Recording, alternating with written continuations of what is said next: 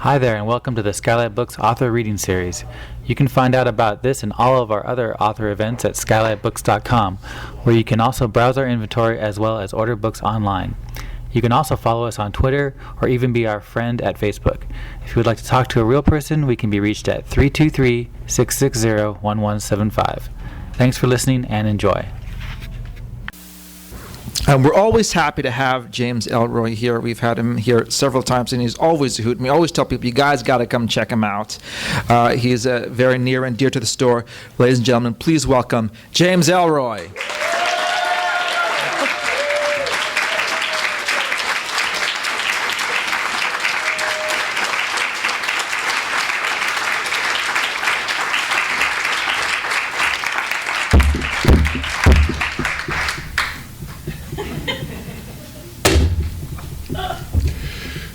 Good evening, motherfuckers. Thank you for coming. I realized that you had options tonight.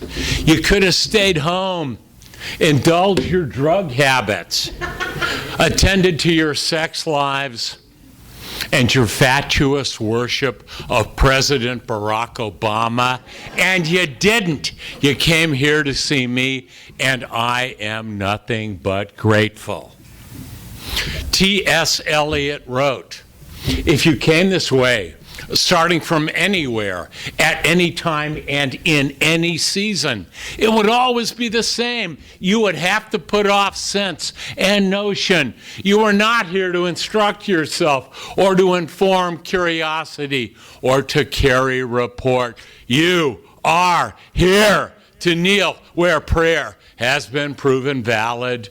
And for me, James Ellroy, the death dog of American literature, what better place to bow my head in prayer than a place like Skylight, which worships the printed word on paper to the exclusion of cyberspace and the internet invaders.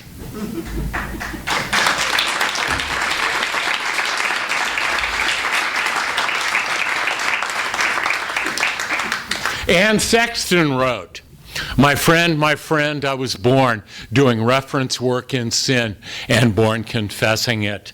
This is what poems are, with mercy for the greedy. They are the tongue's wrangle, the world's pottage, the rat's star. Tonight you get the wrangle, the pottage, and I hit you to my star. More pertinently, T.S. Eliot wrote, who then devised the torment? Love is the unfamiliar name behind the hands that wove the intolerable shirt of flame, which human power cannot remove. We only live, only suspire, consumed by either fire or fire. Eliot was writing about the sacred conjunction of men and women and about sex. And this book is about my 5-decade-long search for she, her, the other. It is a book with a happy ending, a non sequitur in my overall career. If you fuck up persistently and you try for discernment, sooner or later you may get lucky. A swoony Swami said this, take note of what you are seeking, for it is seeking you. That dictum circumscribes the journey that informs the 54,312 words of this text. Tonight I will read 3 short excerpts, after which I would welcome the most invasively over personal questions that each and every one of you peepers, prowlers, pederast, pedants, panty sniffers, punks, and pimps has for me. Ladies and gentlemen, the Hilliker Curse. Curse.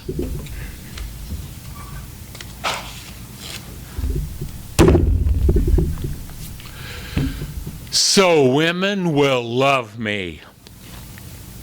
I invoked the curse a half-century ago. It defines my life from my 10th birthday on. The near immediate results have kept me in near continuous dialogue and redress. I write stories to console her as a phantom. She is ubiquitous and never familiar. Other women loom flesh and blood. They have their stories. Their touch has saved me in varying increments and allowed me to survive my insane appetite and ambition. They have withstood my recklessness and predation. I have resisted their rebukes. My storytelling gifts are imperviously strong and rooted in the moment that I wished her dead and mandated her murder. Women give me the world and hold the world tenuously safe for me. I cannot go to them to find her much longer. My obsessive will is too stretched. Their story must eclipse hers in volume and content. I must honor them and distinguish each one from her. My pursuit has been both raw and discerning. The latter comforts me now. There were always grace notes in with the hunger. It has been a fever dream. I must decorously decode it. They are all gone now. I'm unbodied without them. If I address them with candor, they'll cut me loose of the fury. My grasp may recede to a touch in retrospect. I'll find the answer in dreams and waking flashes. They'll find me alone and talk to me in the dark.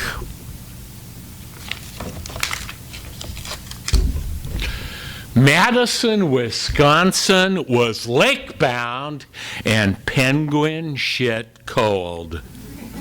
A snow-covered field flanked Aunt Leota's house. I got into a snowball fight the first day. An ice-crusted ball busted up my face and loosened some wobbly teeth. I holed up in a back bedroom and brooded. My cousins were off being happy kids at Christmas.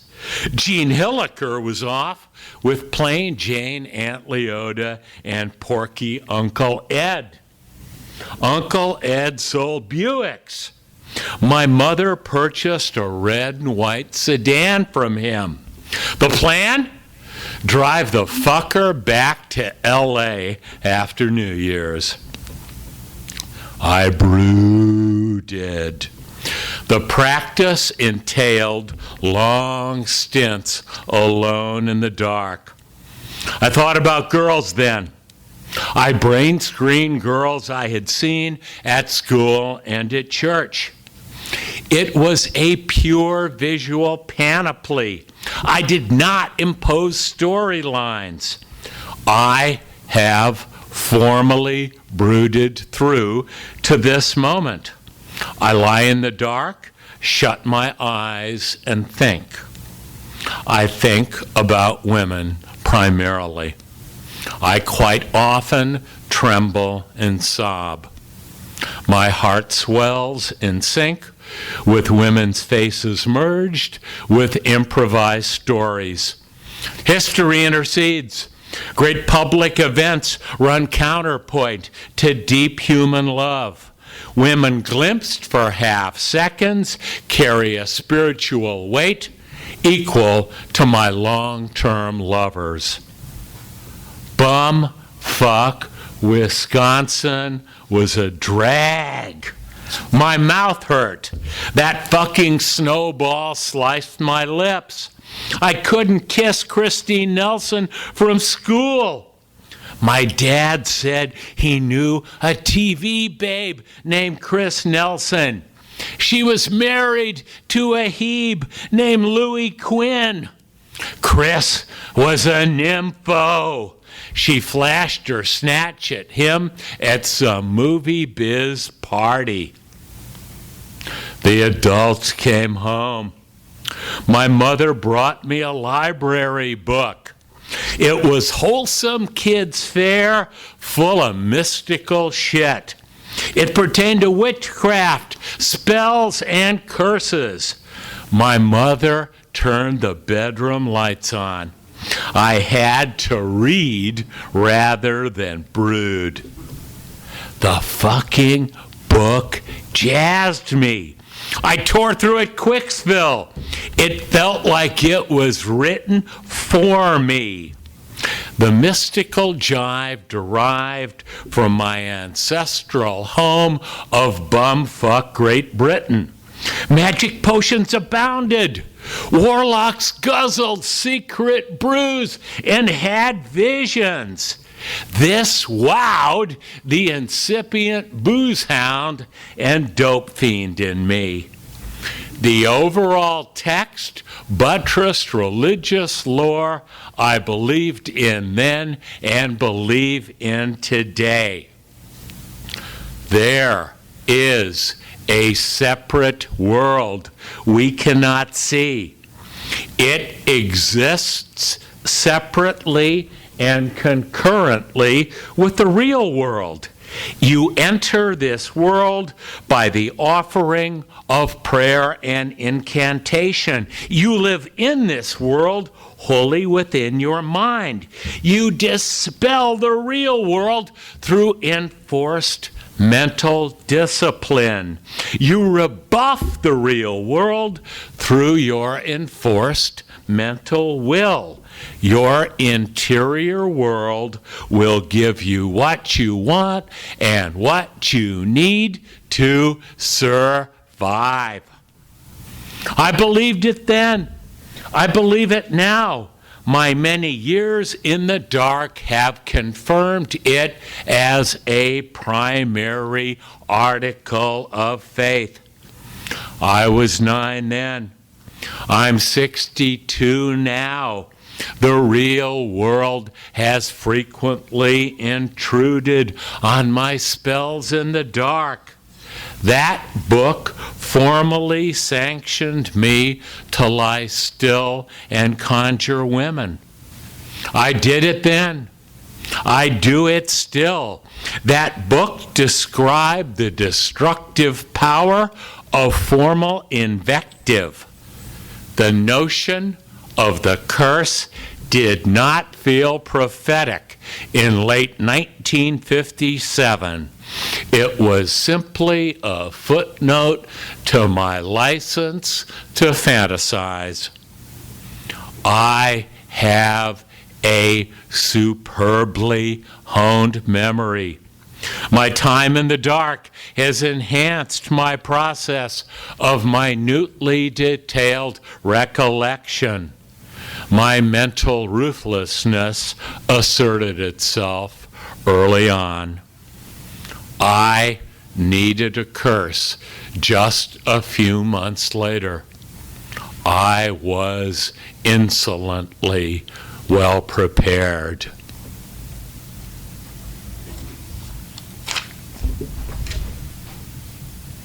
I said, "You knew before I did. That's what gets me." She said, "You're saying that you always know before the woman does." I said, "Yes." She said, "It's called projection. It's why standard gender roles have remained in place for eons." I said, I hate to consider myself predictable. Oh, you're not. Your single-mindedness is so furious that it recasts projection and puts you in an entirely different league. And you knew that immediately. That first day we met, instantly. I said, you were married. You had 2 daughters. She said, when has that ever stopped you? I said, you might have considered it a pathologically ingrained pattern. She said, your pathology is possessed of grandeur. I appreciated that. I said, your marriage is my friend Karen's marriage. You married a safe guy and went for the okey doke. It's called projection, and it's why standard gender roles have remained in place for eons. She said, thank you for patronizing me without sufficient knowledge of my husband and daughters. I said, I've always wanted a daughter. She said, yes, I know that. When did you figure it out? The second day I met you. A year later? Yes. We discussed daughters that time. She said, it wasn't the topic of discussion, it was your eyes. I said, divorce your fruit husband and marry me.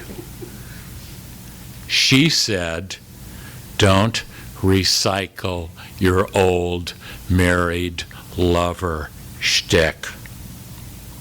I shook my head and said, we aren't lovers. She said, no, and we probably never will be. I said, we're blowing our vibe. Let's get back to you knew before I did. She said, I thought that is the only man I have ever met who is as love hungry as me.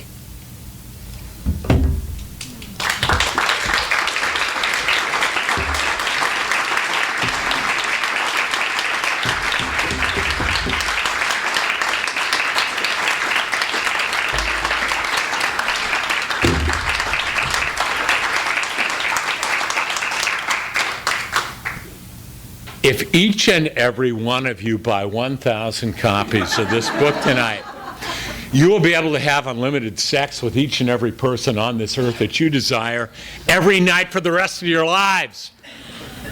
If each and every one of you buy 2,000 copies of this book tonight, you will be able to have sex with each and every person on this earth that you desire every night for the rest of your lives and still get into heaven as the result of a special dispensation signed by me, the Reverend Ellroy.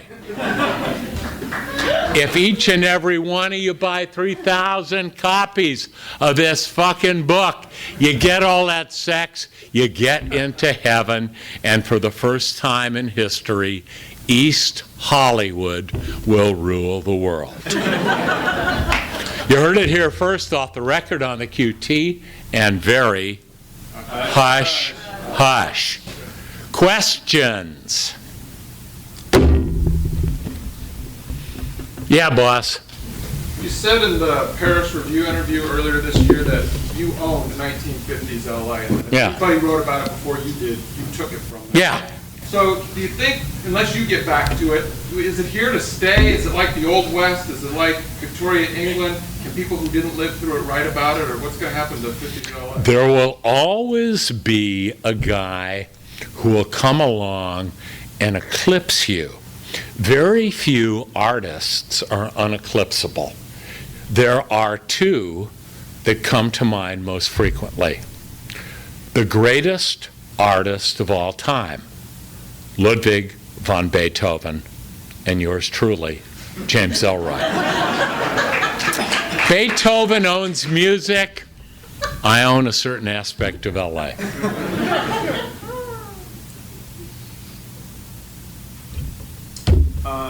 You had a long break in between Cold 6000 and Blood Yeah, Over. yeah. You get into a lot of what went on in the new book. Yeah. But you had a break between Tabloid and 6002. So I wrote My Dark Places. right. Right, You did, yeah. Do you feel that the breaks are going to get longer? Do you need that time now? Or No, I need the money. so they're going to get shorter? Alimony, taxes. Yeah. So is it more books? Brother Obama gonna be taxing my ass down to the dime on the dollar. I got to pay my taxes. No, there will be shorter and shorter breaks. And I will write greater and greater books at a faster and faster clip. Because I'm a capitalist. And when the going gets tough, the tough get going. Yes? In a recent interview you did with the AV Club, talk What's the AB Club? AV Club. What's the AV Club? It's Keith screenwriting. Keith Phipps in Chicago. Whatever, on the phone. All right. Oh, yeah, I remember him. Good guy. Phoner, yeah. You talked about how you prefer dialectics over compatibility. Right. I wonder if you could expound on that a little more. This book is dedicated to a woman named Erica Schickel. Erica Schickel and I circumscribe passion, dialectic, in many ways diametrically opposed worldviews. We are Beethoven in our souls. We are reckless, we are heedless, we are filled with deep passion and bottomless need. What do you want, Jack? Big passion? Or someone who likes the same kind of movies as you? Your choice. Someone who likes the same movies? You need some fucking crystal meth, sister. Yeah. Pardon me? It leads to great passion. Yeah. Yeah. I watched a lot of movies in my 20s and 30s. I wasn't capable of great passion then. I sure as shit thought about it a lot. And I masturbated a great deal. Then I started having relationships with women. And they all paled before the woman that I dedicated this book to. Right? It's a book for the whole family. If the name of your fucking family is the Manson family. Questions? Man first, woman second. What am I writing next? I am writing the second LA Quartet.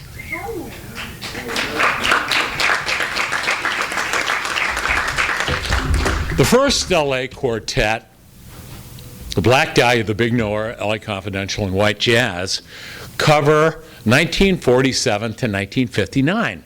The Underworld U.S. trilogy, American Tabloid, The Cold 6000, and Bloods Are Over, 58 to 72. I am taking characters from those two series and putting them in LA during World War II as younger men and women. The first book will be LA, the month of Pearl Harbor. It's a book for the whole family. If the name of your family is Admiral Yamamoto. Admiral Yamamoto said something great, though. What did he say? Does anyone know? Oh, yes. The day after Pearl Harbor, Yamamoto knew it was over. He said, "What I fear we have done is to waken a sleeping giant and fill him with a terrible resolve." The second LA Quartet is my love song to America. Next question. Yes? How did you meet her? Read the Hilliker Curse. I'm planning on that. Pardon me? When I see your review. Read the, I don't want to, there's 150, I don't want to fuck it up for everybody. Yeah. I just wanted to make sure that was in the book. It's in the book. Trust me. Why back to LA? Why back to LA? Why'd I come back here? Yeah. It's where I come when women divorce me. I didn't know where else to go. I have so many friends on the Los Angeles Police Department that I can kill people who give me bad reviews with impunity. Why live anywhere else? And why back in the writing as well? Write about it again. When you know, you know. The LA Quartet, the earlier novels, my 2 memoirs, my books of journalism, short fiction. I want to live imaginatively in LA the rest of my life. Where in LA do you, or what neighborhood do you like, if you don't come back to? Or like, where is your first? Where do I live now? You live in LA now? I live in LA now, yeah. I guess where do you live? I live south of Hollywood on the edge of Hancock Park. Shittsville, USA. Woman over here. So, first off, thanks for introducing me to quite interesting vocabulary early on. Thank you. It was enjoyable. But more off, I want to know where you got it from. Like, was that something, this kind of lingo, something that was around your home? Or is this something, an infatuation that you have that you grew to love? I read and read and read and read and read and read and read. I read crime books almost exclusively. I got into trouble as a kid for various Mickey Mouse misdemeanors. I credit the Los Angeles Police Department for kicking my ass on 3 notable occasions, saving my ass. The only group of people that I have ever empathized with as a bureaucracy, as an agency, has been the Los Angeles Police Department, because I knew that I was wrong, that I was committing misdeeds and engaging misconduct. And I felt very, very bad about it. And in the early 1970s, I read the work of Joseph Wambaugh, the LA policeman turned novelist, and he made me ashamed of my life. And LA cops, and I say this as the son of a murdered mother, are the only motherfuckers on earth who hate men who fuck over women and children as much as I do. And unlike me, I just write about it. They actually go out and do something about it. So now I have a theme and a task, and I have been writing about LA crime ever since. I love Yiddish. I love racial invective. I love jive talk. I love bullshit sessions at the Gold Cup in Hollywood Boulevard, syphilitic, dying of AIDS, drag queens at 3 a.m. bullshitting with LA cops. That kind of shit is funny to me. Call me perverted. Many have. I was wondering, what's your opinion of the book LA Noir and how the LA police portrayed in that? And, first off, I guess, have you read it? No. Okay. No. That's the end of that. No. No. As I understand it, and a friend of mine who is the head of the LAPD Historical Society, Glenn Martin back there, retired detective with LAPD, he and I find it, Glenn read it, I skim-jobbed it, the whole notion that William H. Parker, the greatest police chief in Los Angeles history, and Mickey Cohen defined Los Angeles in the 20th century is specious. So far as we both know, it's doubtful that they ever met in person. Glenn, am I correct? As far as I know. Good, good. I'll buy that. Yeah. Yeah. In the book, you sort of poo-poo your journalism and short stories that you did in the past. Do you foresee doing that kind of work in the future at all? No. I don't poo-poo journalism. I redress my character defects in writing my book, My Dark Places, because I reinvestigated my mother's death and knew going in we would not find the killer. And I knew as a seasoned dramatist already that the book had to portray my arc of reconciliation with her. I redress that imbalance in this book. My mother and I comprise not a crime story, but a love story. You got a TV show coming up? Is that going to happen? Yeah, it's going to happen. My show, James Ellroy's L.A. City of Demons, will debut on the Discovery Channel in the winter. I am the star, the personality, the narrator. I write every single word. There are archival crimes, historical footage. There are more current crimes. I offer my extremely right-wing, pro-police opinions at great length. And I have a sidekick who is a talking police dog who is based on my dog Barco, who we will see on the other side. Barco wears a spike collar and an LAPD badge on a chain around his neck. He is corrupt. He talks. He's a dope sniffing dog at the airport.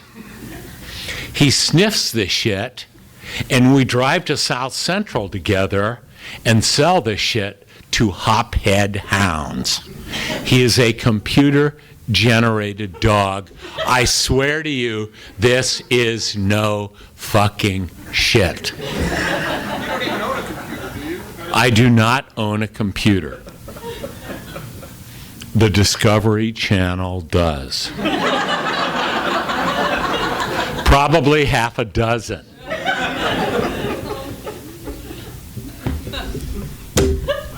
A few years ago, I asked you who the biggest asshole you ever caddied for was, and you said Glenn Campbell. Now, years later, I'm curious who the nicest person you ever caddied for Bill Air was. Farrah Fawcett was very nice. May she rest in peace. Yeah. And secondly, are you enjoying the City of Bell stuff right now? I know nothing about what's going on in the city of Bell. I don't read newspapers. I don't go on the internet. I don't watch TV. I don't go to movies. I ignore the world.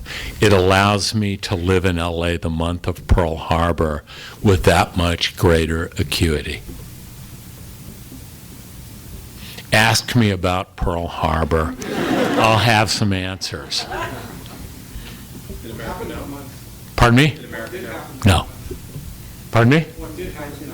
Lots of groovy shit, and when you read my book in 3 years, you're going to know all about it. Has the curse been lifted?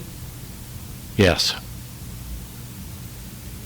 So do you feel reconciled with your mom now, or is there more to say? My mother may appear as a rookie Navy nurse the month of Pearl Harbor,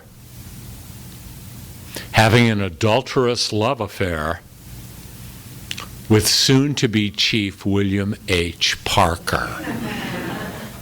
When in doubt, rewrite history to your own specifications. Make sure everyone that you write about is dead, or they will sue your ass. Are you still waiting for Clinton to croak so you can whip out your book? Clinton does not look good. I think Clinton is on the sauce and his days are numbered. I wish no one dead. Let's see what happens.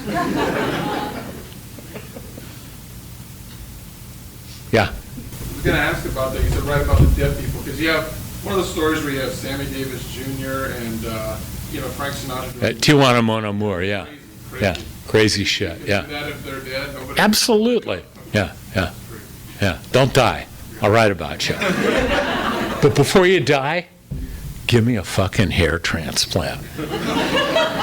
Because of my charisma and your hair, I'd run the world. 3 more questions.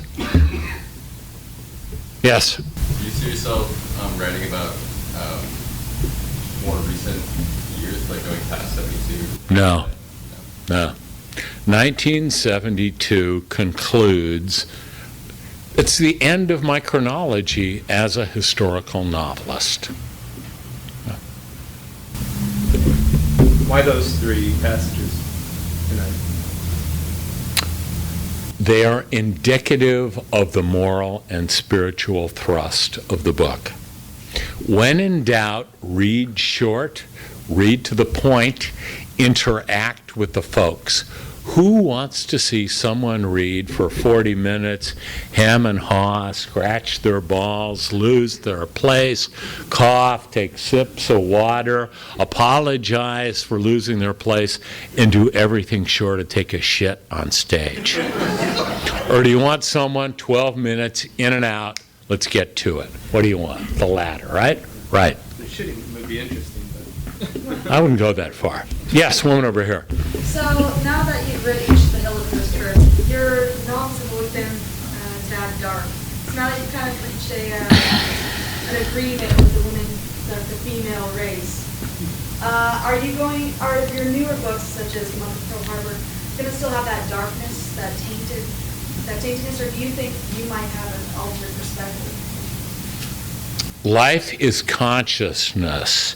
Great human love will only expand your consciousness. If your consciousness expands, you will write greater, deeper, more spiritual, dare I say it, more profound books. That is my intention. 2 more questions. Yes? Did you ever put the Manson down in any of your... No. Manson family is a snore. I don't care. They don't vibrate my vindaloo. Yes? What about the Hillside Strangler? The Hillside Strangler does not vibrate my vindaloo. No. When I'm reading your stuff, we lived in Silver Lake for a while, and I know the places, I can see them, I can feel them, but that was the time period that I was here. Yes. Yeah. Well, Angelo Buono, one of the two, died in 2002, and it's a damn fucking shame that Ken Bianchi never went to the green room. C'est la guerre. Maybe somebody will shiv him on the prison yard. Who knows? One can only hope. Yes? During part of LA, it still feels like, or looks like the LA you remember? Frankly, no. Come on, a couple more. Yeah, man in the back. Have you visited all the locations that you've written about, all the addresses in your old practice in the LA Quartet? No. Here's the truth. I make most of this shit up. It's what people don't want to hear. No, you don't get it. I wasn't born during Pearl Harbor. I make most of this shit up. Two more questions. Darling, yes. I'm just wondering, would we have any opportunity to see you and this mysterious woman on stage locally in the next couple of days? Say in the West Hollywood area? Oh, babe. Erica Schickel and I will be at the West Hollywood Book Fair at 1:15 on Sunday. We are doing a by invitation only salon that night, and we are doing the Luncheon Society. What day is that? Wednesday night? Anyone can come. It's at the Napa Valley Grill in Westwood, Wednesday night. Call. Ms. Schickel is the author of the memoir, You're Not the Boss of Me, Adventures of a Modern Mom. Her book will be on sale. My book will be on sale. We will evince an intense sex vibe. We're both very tall and good looking. We will answer all your questions and burn the fucking room down. Thank you. We have a question about. Boss. Yeah, I have a quick question. You were saying that you don't on the computer, you don't read the news, whatever. I was wondering how getting out to like book places like this and talking to an audience and kind of doing all that kind of interacts with your writing process. I dig it. Brother, I digs it. You know why I dig it? I'm alone a lot. I think a lot. I am like a dog who chews and chews and chews and chews at his chain and finally succeeds in biting through and gets to go out, kill cats, and roam. That's what it's like. That's why I'm happy to be here. Does anyone want to ask me why I write? Why are you right? Why do you write? In my art or sullen craft, exercised in the still night, when only the moon rages and the lovers lie abed with all their griefs in their arms, I labor by singing light, not for the strut and trade of charms upon the ivory stages, but for the common wages of their most secret heart. Not for the proud man apart do I write on these spindrift pages, but for the lovers, their arms round the griefs of the ages, who pay no praise or wages, nor heed my art or craft. Dylan Thomas. God bless you. Thank you for coming.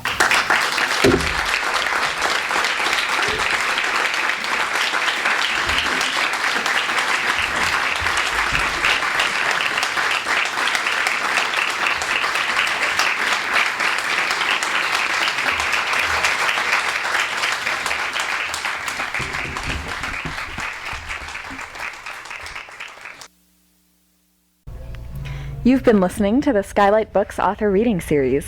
Don't forget that you can check out this and all of our other great podcasts at www.skylightbooks.com. Today's music was provided by Fragile Gang. You can check them out at MySpace, Facebook, and the iTunes Music Store. Thanks for stopping by, and we hope to see you soon.